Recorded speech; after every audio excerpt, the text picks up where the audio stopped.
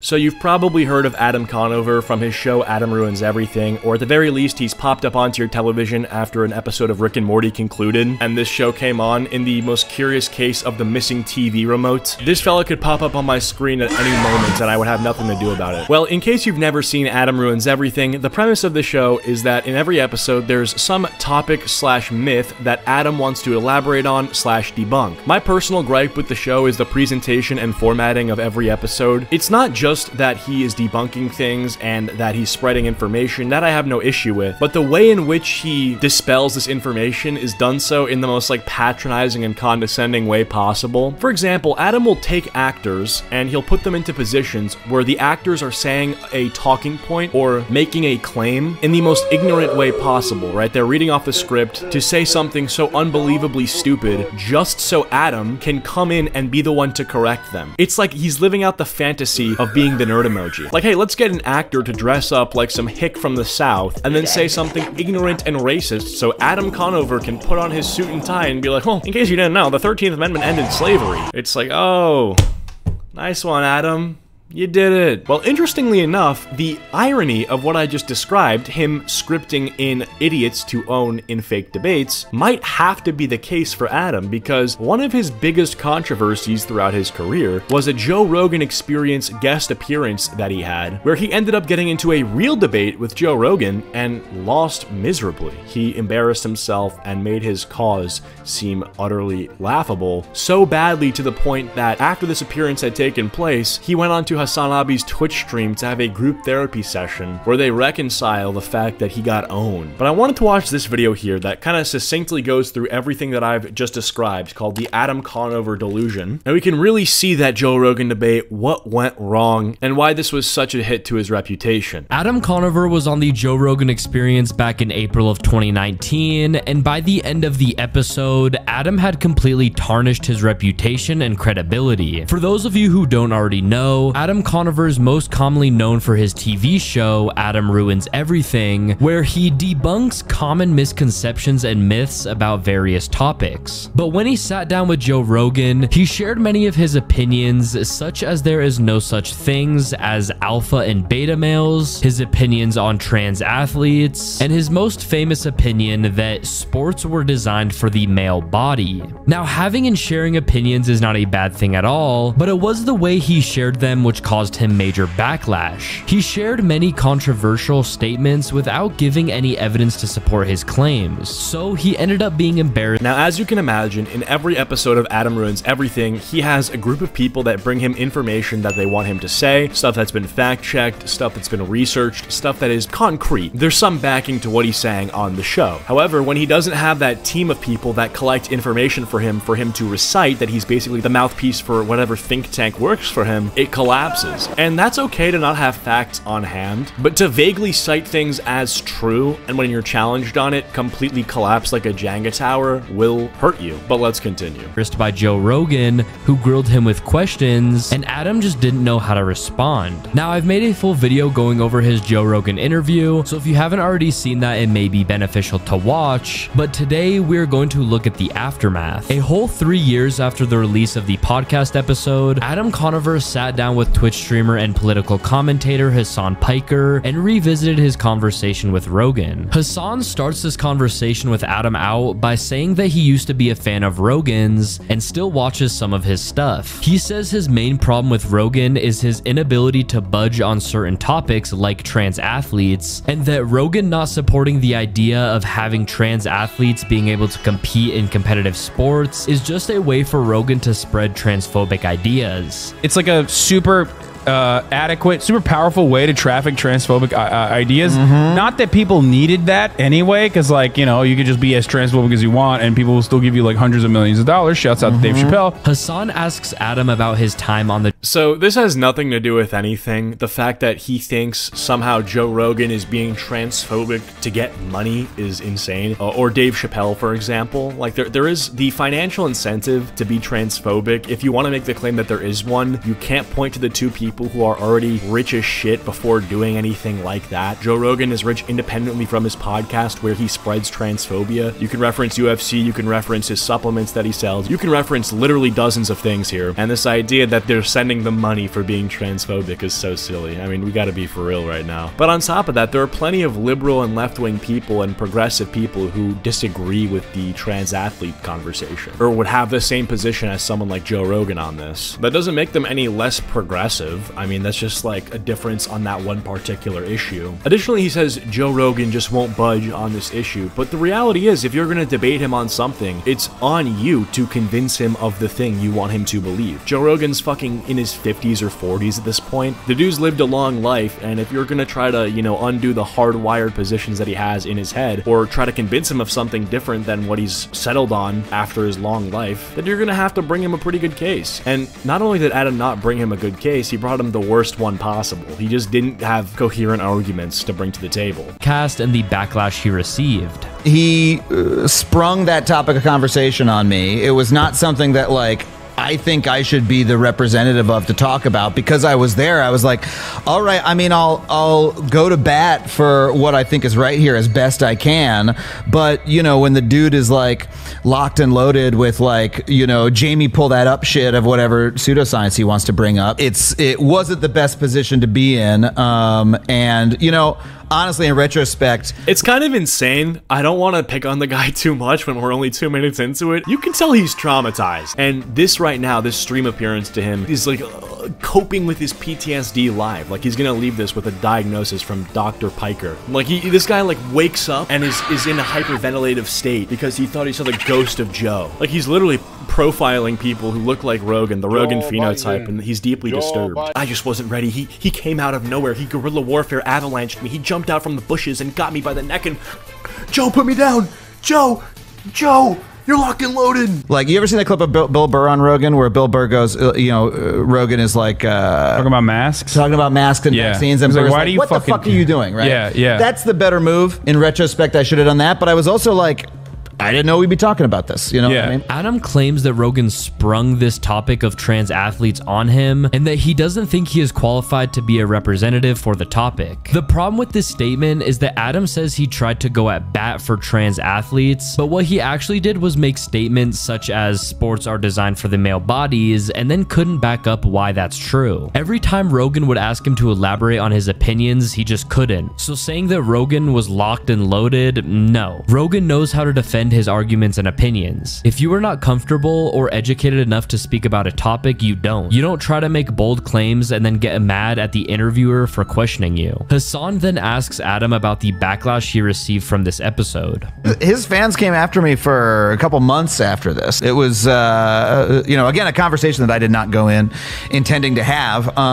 But it was just like, beta cuck, just like, you know, the very basic stuff. No one's actually like advancing an argument of any kind. No one actually cares about the issue at all, you know, and I'll point out, like, I say to him multiple times, hey, you should talk to like an expert about this. You know, you should talk to like somebody who knows what they're talking about. Like, I'm not sure why we're having this conversation, but it's because, you know, he felt like using me as a punching bag in that moment. Adam is clearly trying to pull out the victim card here by saying that Rogan was using him as a punching bag, which I just think is super funny. If you watch the full interview, not once did Rogan try and make Adam look bad. Adam did that to himself. All Rogan did was interview him, ask him questions about his opinions, and Conover just didn't know how to respond or would give a response that made practically no sense. Conover also says that nobody that was giving him feedback was actually giving him feedback. They were all just making fun of him, which is completely false. Many people let Adam know why he was receiving backlash for his appearance on the show. And then Adam says that he told Rogan to actually talk to experts, but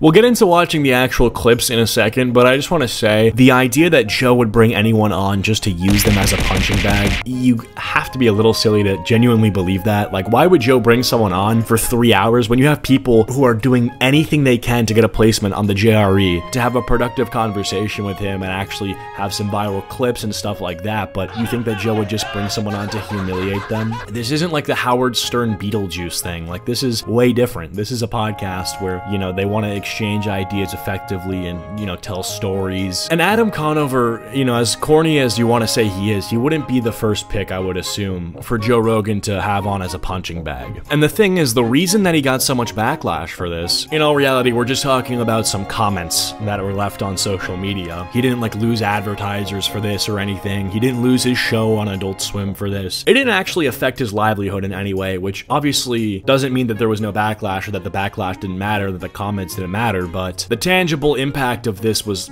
you know, zero. And all he's doing by going onto the Hassan stream and going through this again is just relitigating this horror. This guy said he went on there 3 years after this podcast appearance took place. Is this some sort of a humiliation ritual? The 3-year anniversary of one of the worst clips of your career, you have to revisit it? And now I understand the reason that it got brought up, right? Hassan is a political streamer. This conversation is about a political topic, but even throughout this, he can't seem to admit or, you know, cope with the fact that he has taken an L here. Here's the most disappointing thing to me about this interview was I was excited to do this interview because at the time, Joe was not so directly associated with like the far right. Like he hadn't totally made that turn yet. He was saying shit like this, but I was like, okay, the guy's a comic, I'm a comic. We should be able to like, you know, do some have some galaxy brain fun together, you know? And so he starts talking about this shit and I try to get him to like look at it with a bigger picture and say like, hey man, sports are fucking social constructions. We made them up. And so we invented sport. Yes, there are differences between male and female biological, you know, born, whatever, assigned at birth male, assigned at birth female bodies.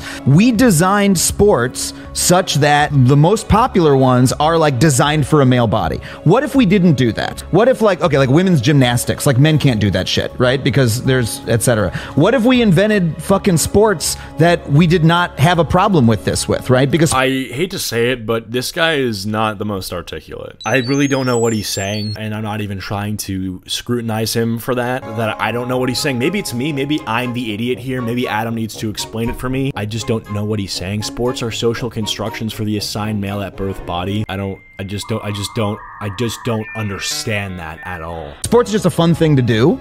Sports is something that everyone should be able to participate in. So Is that not the case? Can people not play sports? Who can't play sports? What if we invented some fucking less gendered sports? He was not willing to entertain that conversation. He was like, I was like, is this not interesting? And he wouldn't go there with me. Adam says again that sports are designed for a male body, but doesn't elaborate again. And this is the main problem that people are having with Adam and his appearance on the podcast. He says things like that, but then when questioned, he doesn't know how to respond. Or, I mean, I guess he did give an answer. The height of the basket, you know, the way that the ball moves around, you know, like if the ball moves around. If we're gonna say that, Conover also says, wait, is that gendered? The way that the ball moves around, you know, like the way that the ball moves around is gendered. This is unbelievable. Conover also says everybody should be able to participate in sports. Now, there's no problem in saying that, and I don't think anybody disagrees with this statement. People don't think that women playing with men in sports and vice versa is fair. That's the whole argument. Fairness. Well, it's just not a good idea either.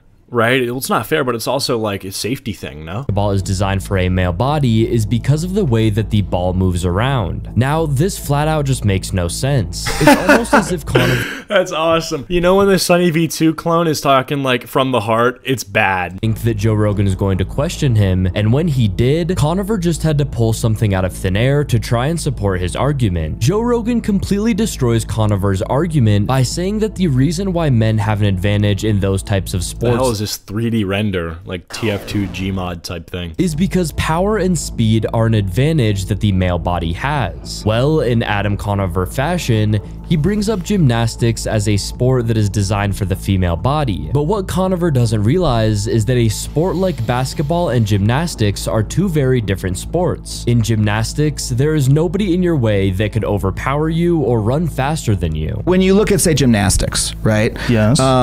I would say that like women, for the events that are in a women's gymnastic competition, right, have an advantage over men, right? Women women don't compete on the ring hold thing, you know what I mean, right? Men don't compete at some of that crazy, you know, bar shit, you know what I mean? Like, right, it's larger. It's height, it's flexibility, it's like there's a lot going on, right?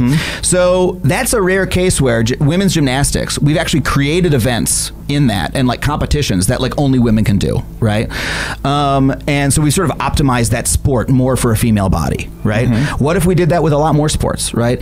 And how about this? What if we were able to develop, because again, the rules of the game, right, are not absolute. The rules of the game are things that humans create, right?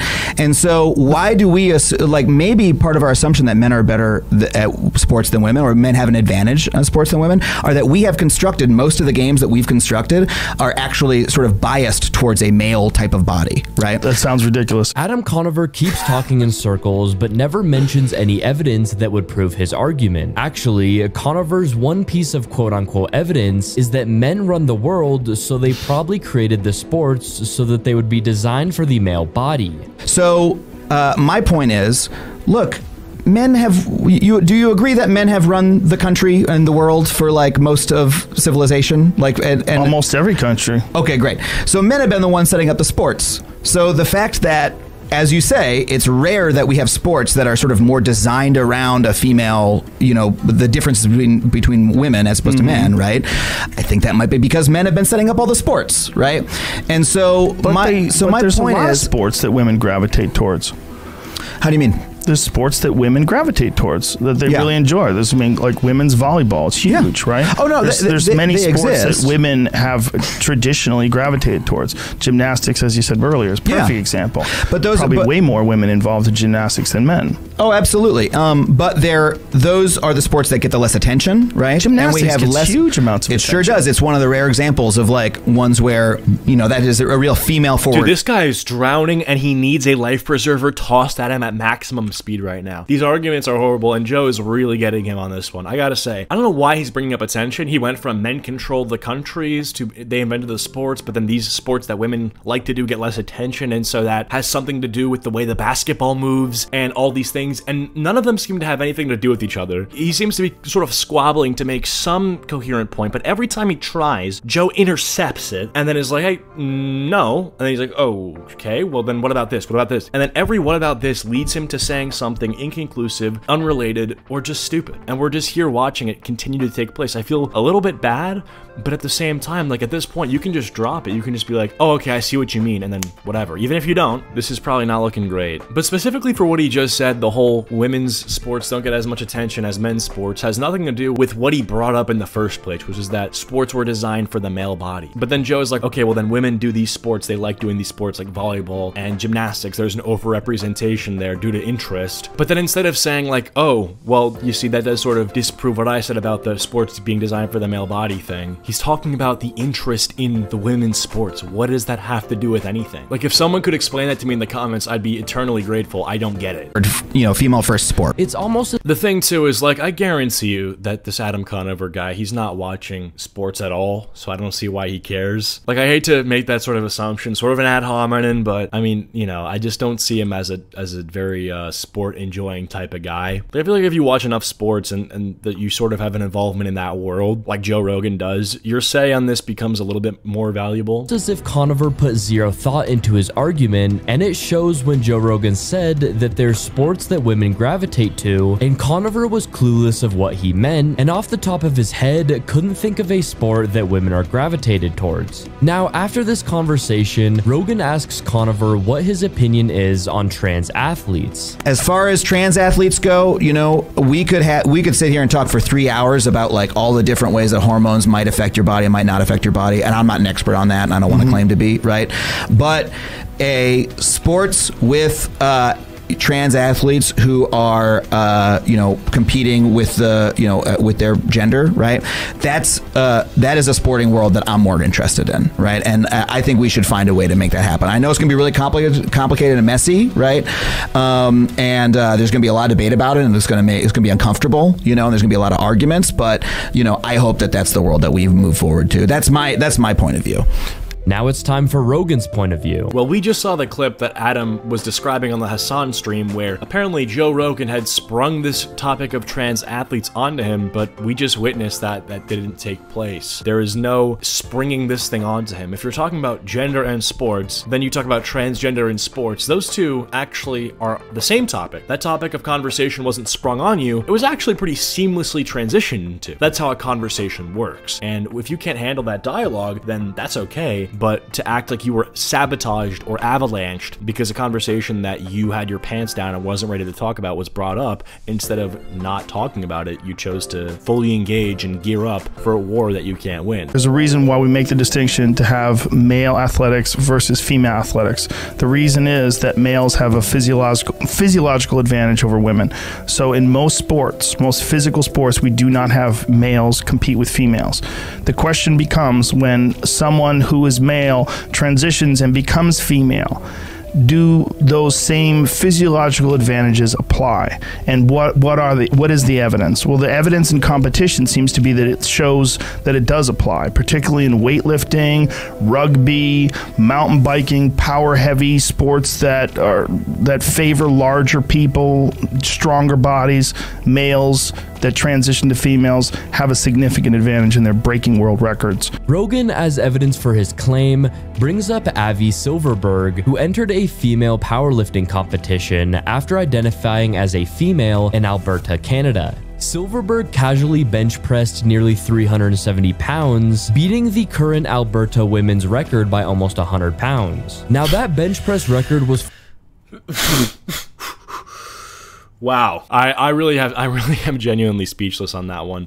Yeah, nothing to see there on that one. I have no claims on that one. I don't know what you guys are talking about. I don't know what you're seeing or what you're hearing or anything like that, but that seems totally normal. You guys think this is unfair? What are you making some sort of sexist remark? Formerly held by trans athlete Ann Andres. Andres holds the Alberta women's record for the deadlift at 544 pounds. This is Conover's response. Well, I disagree, and I've... What do you disagree about? I've already... Well, my main point being the one that I already made, right? That, like, I don't think that there is such a thing as a perfectly level playing field. I think we decide what kind of playing field we want to have.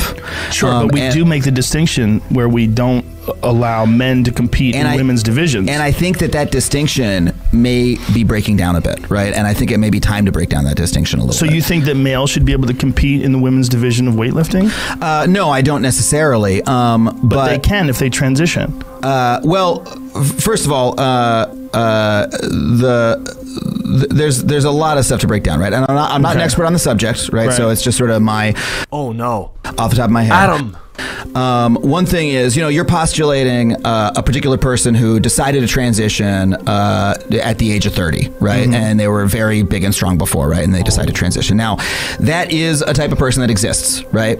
I think over the next, certainly 30 years, we're going to see, now that people are starting to understand that being trans is just a way that people are, right? They're just people who are trans, and this is something that we're going to accept and support, right? You're seeing folks transition much earlier age, Now, Conover's counter argument is that we are going to start seeing kids transitioning at earlier ages, which starts a whole new argument. So if someone is transitioning from the age of 7 years old, right, working with those hormones, from that age, right, they're not going to have their body situation is going to be very different than the one that you postulated, right. I also know from my trans friends that the effects that the hormones have on your body are really profound, really profound. We're not to a surprising degree, right? And so, I have, look, if the question is how... Oh, Adam, you're cooked, brother. You've been sitting out here marinating like a fish that's about to be put on a pan and fried. I don't know how long this is going to be. Let me just skip ahead a little bit. The research I've seen is that trans kids from a young age, they are incredibly consistent in when they're expressing their gender identity. Okay, but that's a big generalization. You're talking about a lot of human beings.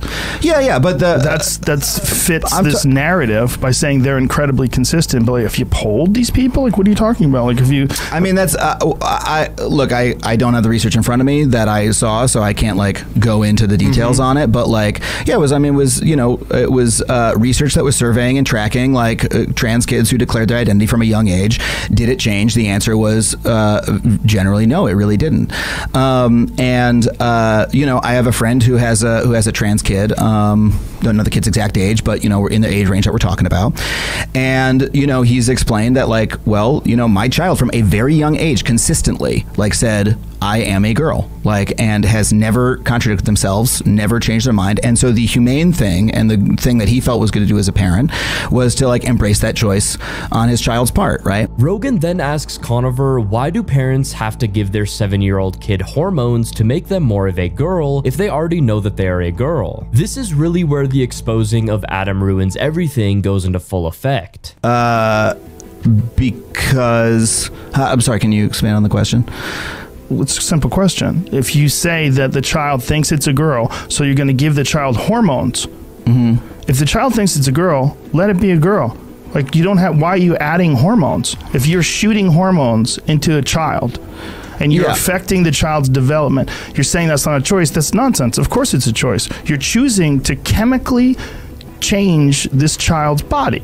You're choosing to inject things into this child's body on a regular basis that are going to radically affect the physical development of their body. Yeah. And you're saying that this isn't a choice. Well, it's definitely a choice to do that. So what trans people express, and again, I'm not an expert, this is from me talking to my... Anyway, I thought this was pretty crazy. If you want to watch the whole video for Anyway, I thought this was pretty crazy. If you want to go watch the full video for yourself, I'll link it down below. It's how Joe Rogan exposed an idiot celebrity by Jax. If you guys enjoyed, be sure to leave a like and subscribe if you're at all new. And I've ruined everything. Call me Adam Conover. I'll see you guys next time.